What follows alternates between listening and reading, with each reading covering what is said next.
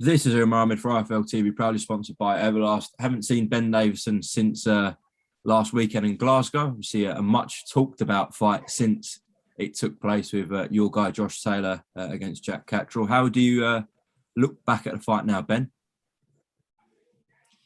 Yeah, I mean, there's been a hell of a lot said over social media, etc.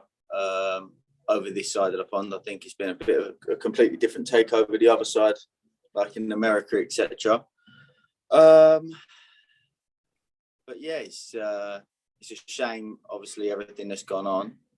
I feel like it was a close fight, very close fight. I mean, one thing that stands out for me is, and firstly, I want to say, all through the build-up, the fight, and even afterwards, there was mutual respect shown from both sides, to both sides. Absolute professionals, their whole team. And they was fantastic. Jack boxed out of his skin. Great game plan. And like I say, you know, the way that everything was handled between the two teams, before, during, after, absolute professionalism, and that's how boxing should be done. It was a pleasure. In terms of the fight, I feel like it was a close fight. I think that what says it all is that when you have scorecards, a lot of people have different scores, and the scoring, how they're coming to the conclusion of their scorecards, is have different people winning different rounds. That suggests that it's a close fight. And that's how I feel. I feel like it was a close fight, one that could have gone either way. Okay, I've heard a lot of people, in terms of fans, and I have to say everyone ringside, up till round 7, really gave Jack every round. A couple of people, I think, had maybe Josh winning one of the early rounds. And then obviously there was a 10-8 round to Jack as well in the 8th. So, you know, going into them final rounds, would you not say you were playing catch up big time there, Ben? Yeah, I definitely think we was. I definitely think we was going into the final third of the fight. I do think that Josh needed some of the later rounds, and I feel like he did collect some of the later rounds. So yeah, but like I say, a lot of people have scored the first part of that fight in different ways. I think that there was a big element of what work you preferred. Some of the rounds I do think Jack clearly won. Not arguing against that. I think there was some rounds where Jack had good moments, but the overall momentum and outcome of the round, some people would have said Josh's work was more effective overall. But just like I said, I just think what says it all is how people have come to different scorecards, but to get to that conclusion of that scorecard, people have come to it through giving different rounds different ways, and that suggests that it was a close fight and a hard fight to score. So I'm not taking anything away from Jack, and yeah. You know, if it had gone the other way, we wouldn't have had much of an argument, you know. But I think it was one of those types of fights. So when you've watched the fight back on television, what's your scorecard been? I had Josh by one round, 113, 112, with 2 swing rounds, which could have gone either way. And this is it. You know, Howard Foster scored it for Jack 113, 112, which a lot of people are saying that is the scorecard that they've come out with. But that's one round the other way, and the scores flipped, you know, over one round. So it was one of those fights. What about Ian John Lewis's card? What did you make of that?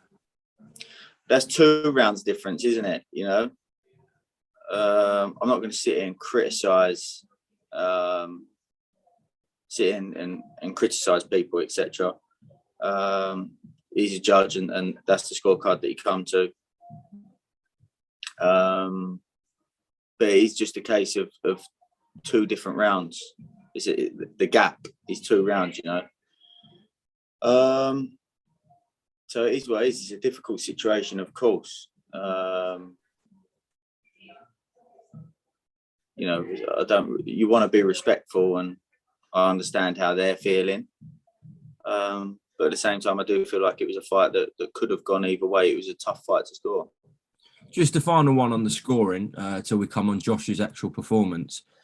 Would you not concede, though? I know you guys saw it as a close fight and you just had Josh nicking it. Even if Jack nicked it, you wouldn't have had, an issue with that. Would you not concede that from social media, from fighters, from figures in boxing, that a lot of people didn't even have it close? They had it quite wide to Jack. Have you not seen that? I've seen a bit of that, but my question would be, if we were sat there face to face and I said, how did you score round 4? How did you score round this? How did you score round that? Have they actually sat down and scored the fight? I think a lot of people that have come to that conclusion haven't scored the fight. I think that there's a lot of people that did sit there and score the fight and have got a legitimate scorecard. Most of those scorecards are quite close, people that have scored it. But at the same time, I do think it was one of those fights where Jack's work was the cleaner work, and if that's the eye-catching work that stood out to some people, I can understand that. Why do you think the board have investigated it? What were you told about that? I haven't been told anything. I think that they have to, they have to be seen to be doing that because of this, the way that it's gone off. But like I said, the other side of the pond is not really. This is all of this is over this side of the pond. I think a lot of people over the other side, albeit I'm not saying it was all for Josh, but had it a close fight either way, and that's sort of how I saw it. Okay.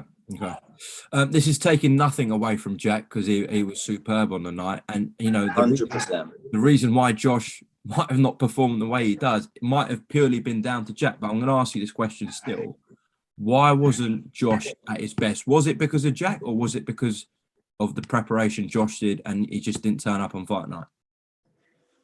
A few things. I said this straight away. You can't take anything away from Jack and Jamie. That we said before going into the fight what they was going to be planning to do, and we take responsibility for not ironing out the things that we needed to iron out well enough to be able to prevent them having success doing so.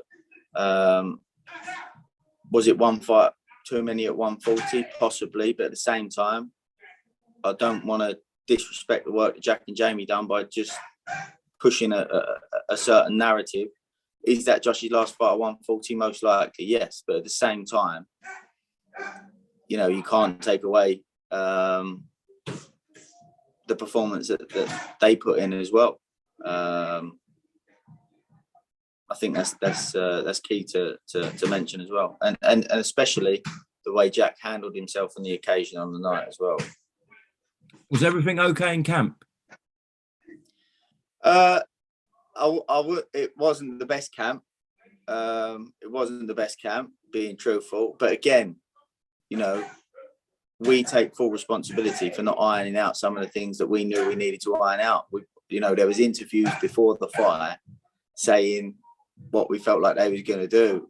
Actually, on the ESPN broadcast, Joe Tessitore said they were aware of these things. When we done the fighters meeting, talking to the ESPN analyst team. So yeah, we take full responsibility for not doing a good enough job ironing out some of the things that we knew they was going to be looking to try and exploit. Okay.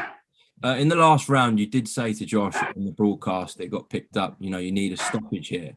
So just talk me through what was going through your mind and what you were trying to tell and convey Josh. Were you worried at that point? Yeah, for sure. Once the point got took off, I thought, this is a close fight. This is what I'm thinking. And the point got took off, and I thought, I can't guarantee. I can't say, we're definitely ahead here. Like, I knew we needed that last round. It was a case of needing to give Josh that lift, and the way the fight went, and I'm not going to go into details, obviously, but the way the fight went and the approach that ended up playing out in the fight wasn't the one that we went into the fight with, but we had to make an adjustment at a certain point in the fight. And the adjustment that we had made, I felt like the best way to get Josh to win that last round was to motivate him in that manner. Now, just away from the fight and everything that we talked about, obviously it's been a very weird situation, wrong situation, where Josh and Danielle, his partner, have received numerous death threats following the fight, and they've had no role to play in the score, and it's got nothing to do with them. No one should be getting death threats, but they've done absolutely nothing wrong here, and they're getting plastered with abuse. So just your comment on that, please, Ben. Absolutely disgusting. Unfortunately,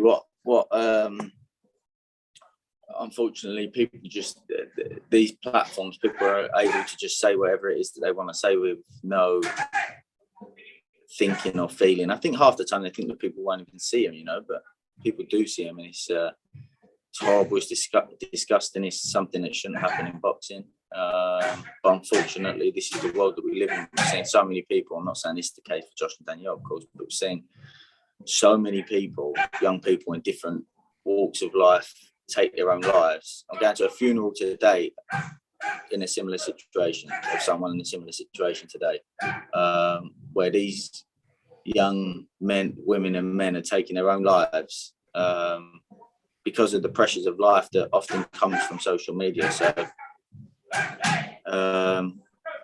it's disgusting, it's a shame, but unfortunately this is the world that we live in, and I don't have the answer to fix that. How is he? Have you spoken to him, Josh? Yeah, I've spoken to him, disappointed in his performance. But at the same time, I feel like, we know where we went wrong, and we know what adjustments need to be made. And it's a case of looking to see what we can do next. I think that definitely potential rematch, of course. But time to wind down and discuss that at the right time about how that can happen. Whatever his next move is at welterweight, I'm sure he's really hungry to prove a point now. Oh, of course. There was a massive element of such expectations on Josh as well in that homecoming. A hell of a lot of pressure defending all of those belts. And as I said in the post-fight press conference, people forget that was Josh's 19th fight. It's a lot of pressure and a lot of responsibility to handle. He's still learning in just his 19th fight. What did you make of his previous trainer, Shane, making some comments that it was, not the same fighter that used to be at his gym? This is what I mean with boxing. Like, common sense goes missing when we talk about boxing. So their whole game plan was based off of the Prograis fight, things Josh was doing in the Prograis fight. There's many interviews of us saying that, Josh saying that, me saying that before the fight. I think it's clear to see when Jack and Jamie are both being asked about the fight, going into the fight, we knew that their game plan was being based off of the things that Josh was doing in the Prograis fight, which Shane trained him for, which is a fighter from his gym. As I've said before, we take full responsibility for not ironing out. These are the things that we've been trying to iron out, and we take full responsibility for not doing a good enough job ironing those things out to stop them having success doing so. But for him to say that Josh should have done more of the things that he'd done in the Prograis fight, so in layman's terms, he's saying he should have done more things to accommodate exactly what they was game planning for. And this is what I mean when I'm talking about boxing. There's no room for subtle details, nuances and adjustments. If you can't look at the Prograis fight and look at what Josh was doing, look at what Prograis was doing, then look at the adjustments that Jack made and put two and two together, then I don't know what to say. I don't know what to say. As I said, in the gloves are off, in the pre-fight build-up, in the interviews, in the fight, which is more evident now that their game plan was based off of that Prograis fight. If you can't put two and two together, then I don't know. I don't know what to say. It's the common sense explains it itself, in my opinion. Okay. Anything else you want to say on those comments that he made, or was that it? No, like I said, like the evidence is there to see now. Like, if you look at the Prograis fight, the things Josh was doing to what Prograis was doing, and then look at the adjustments that Jack made, like, it's there to see. So I'm not going to go into details, because my number one job is to protect my fighter. That's my number one job. So I'm not going to go into details over someone's comments just to try and prove a point. But like, if you can't see that, then I don't know what to say. Okay, well, listen, I appreciate your time. I know you must be very busy because you've got so many fighters out, notably, of course, Lee Wood next weekend in Nottingham defending his titles against Michael Conlan. Obviously, we'll speak about that on Fight Week, Ben. So best of luck for the rest of Lee's preparation. But yeah, thank you for your time, and we'll speak soon. No problem, mate. Cheers, Ben.